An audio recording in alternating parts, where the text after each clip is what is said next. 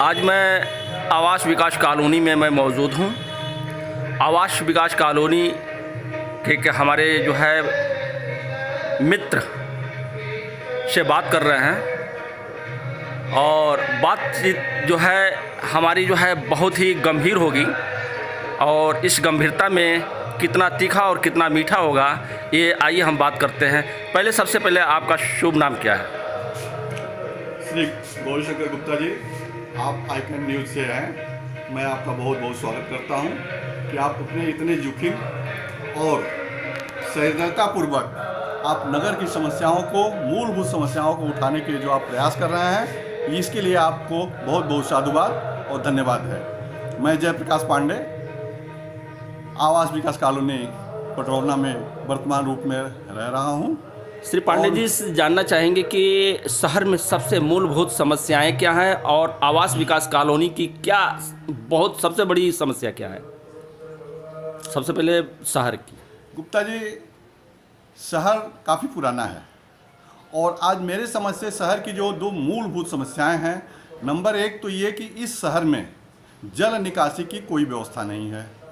उसका पहला कारण तो ये मैं बताऊं कि चाहे वह मोहल्ला पुराना हो या नई बसी कॉलोनियाँ हों, चाहे शहर के सबसे पुराने मोहल्ले सोनारपट्टी, जयप्रकाश नगर के नाम से जिसे जाना जाता है, या आज के तारीख में तुलसी आवासीय कॉलोनी जिसे प्रचलित भाषा में आवास विकास कॉलोनी के नाम से जाना जाता है, इसको लेकर के पूरे शहर की पानी जल निकासी की व्यवस्था का कहीं कोई प्लान नहीं है।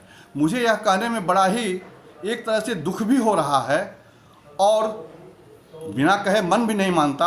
इस नगर में आज तक जब से मैं देख रहा हूँ, यह इतिहास साक्षी है कि पूरे नगर में मात्र 3 परिवारों ने ही चेयरमैनशिप का कार्य किया।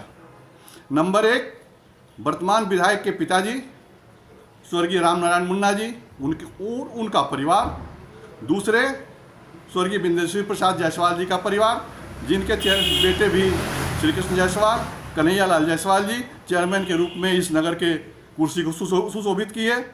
तीसरे जो है वर्तमान चेयरमैन विनय जायसवाल जी, जिनका ये तीसरा टर्म चल रहा है।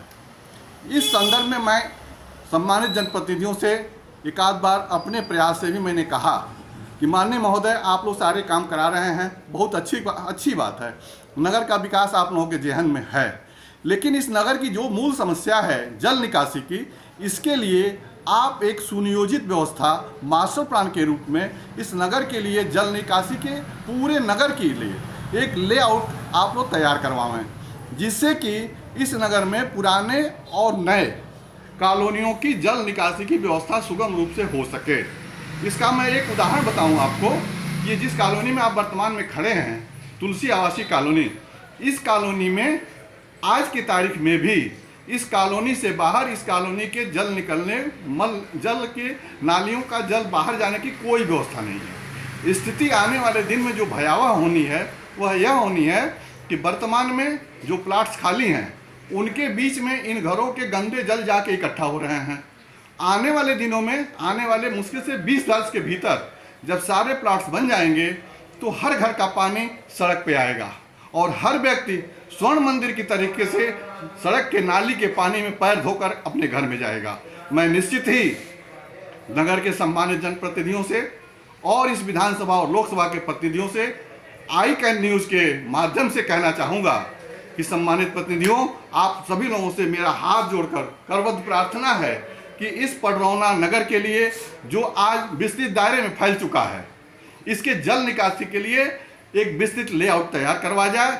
वह शहर चाहे बलुचहाँ से लेकर के जंगल बेलवा के पास तक का हो, मजार बाबा के स्थान तक, उधर माड़ी नदी में उस पानी का निकासी किया जाए, गौशाले के पीछे नदी की निकासी ये उनकी जो है समस्या है। कैसे जो है अपनी जो है वो नक्शा बनाते हैं और कैसे बनाते हैं, पानी की निकासी एकदम ज़रूरी है। साथ ही इस कॉलोनी में सड़क की बहुत ही दुर्दशा है, इस पर जो है क्या कहना चाहेंगे 2 शब्दों में? गुप्ता जी, मैं इस पर बहुत कुछ तो नहीं कहना चाहता, लेकिन इतना ज़रूर कहना चाहता हूँ कि माननीय जनप्रतिनिधियों के द्वारा जल निकासी को देखते हुए हर वर्ष, चौथे 5वें वर्ष, हर मोहल्ले की सड़कों को 4 इंच से लेकर 8 इंच ऊंचा करा दिया जाता है, जिसका प्रभाव ये हो रहा है कि घरों के जो नाले निकल रहे हैं घरों से पानियों के, उन नालियों में के अंदर होते जा रहे हैं। इसलिए मेरा सभी जनप्रतिनिधियों से आग्रह है कि जब आप सड़क बनाने की तकनीकी इतनी डेवलप हो गई है, इतनी मशीनें आ गई हैं कि एक ही पुरानी सड़क को 5 फीट तक गहराई में कोड़ करके, मशीनों से कोड़ करके उनको फिल्टर कर दिया जाता है, मट्टी नीचे चली जाती है और उनको प्रेस करके उसी रोड़े से उस सड़क के ऊपर पेंटिंग कर दी जा रही है। तो इस पद्धति को इस नगर में लागू किया जाए, जो कि आज ट्रिपल इंजन की सरकार है प्रदेश में, और इस पद्धति को लागू करने में कहीं कोई हर्ज भी नहीं है। इससे जल निकासी से भी बचे रहेंगे, जल निकासी की समस्या का भी समाधान होगा।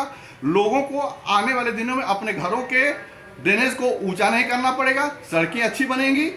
निश्चित रूप से यह मेरी तो सोच है। कहीं ऐसा तो नहीं कि भारतीय जनता पार्टी की जो सरकार है उनको जो है इन प्रतिनिधियों से जो है कोई सरोकार नहीं है और प्रतिनिधि अपने मनमानी ढंग से जो है कार्य कर रहे हैं, इस पर क्या करना चाहिए? मेरे समझ में यह है कि जब ये बराबर हमारे माननीय प्रधानमंत्री जी, माननीय मुख्यमंत्री जी, हमारे माननीय सांसद, माननीय विधायक, माननीय नगर प्रतिनिधि, अगर इन लोगों के अंदर भी ऐसी कुछ है कि आपस में तालमेल नहीं है, तो ये तो जनता की कमी नहीं है। बिल्कुल, ये तो उन सम्मानित जनप्रतिनिधियों का है, और सम्मानित जनता की अपेक्षा ये है कि आपके वहाँ चतुर्थ इंजन की सरकार है, तो जनता का कार्य होना चाहिए। जी हाँ, चलिए आई-कैन न्यूज़ से जुड़ने के लिए आपको बहुत बहुत धन्यवाद। बहुत बहुत धन्यवाद। बात गौरी शंकर गुप्ता जी, आपने इस ज्वलन समस्या को उठाने का प्रयास किया, इसके लिए फिर से आपको एक बार पुनः धन्यवाद है। थैंक्स।